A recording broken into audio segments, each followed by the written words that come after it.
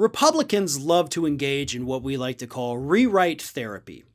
And rewrite therapy is when Republicans take an event that happened, whether it was a week ago, a month ago, a year ago, or 10 years ago, or whatever, and try to reframe it as maybe not so bad.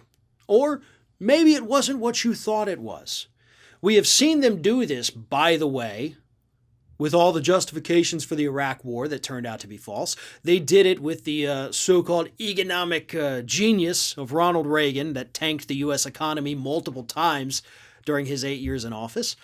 And they're once again doing it with the January 6th Capitol riot that they all, by the way, swear was no big deal. But also now they're saying it was a big deal and the FBI did it.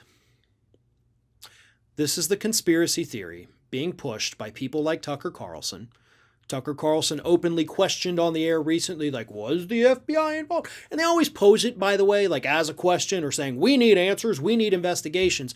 You know, they're not outright saying this is what happened.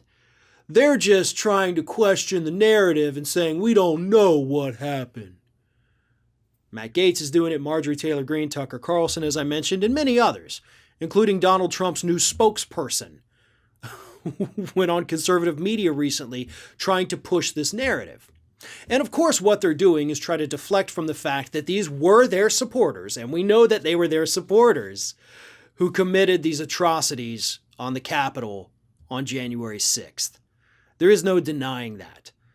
But they're trying to say that, no, it was a false flag operation by the FBI. They had these people. They're all operative. This is bullcrap, folks. And you know how we know it's bullcrap? Because the people themselves, we can go through their social media histories. And that's what people have done. Okay, so in order for this to have even happened, what would have had to have taken place is that the FBI, for 4+ years, would have had to have been training these individuals not only on how to breach the Capitol, but on how to appear on social media to be diehard Trump supporters. Because like I mentioned, they've gone through their social media histories. And ever since Trump came on the scene, these people have been diehard pro-Trump people posting their pro-Trump memes, their hardcore conservative takes on social media. So these people, in order for this to have been a false flag, would have had to have been groomed for years before this event took place. And of course, the entire event hinged on Donald Trump losing the 2020 presidential election. So the FBI, I guess, based on the conspiracy, would have also have had to have rigged the election, which unfortunately most Republicans do think happened. So yeah, it's not surprising that they're buying into this new conspiracy theory. But it's exactly that, folks. It's a conspiracy. It is absolutely fraudulent, and we know this based on the history of the individuals that have been busted. They're not FBI plants.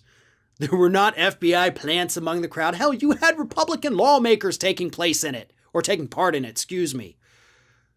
You mean to tell me that they were in on it just to make other conservatives look bad? This whole thing is stupid. But Matt Gaetz last week even said, we need an investigation.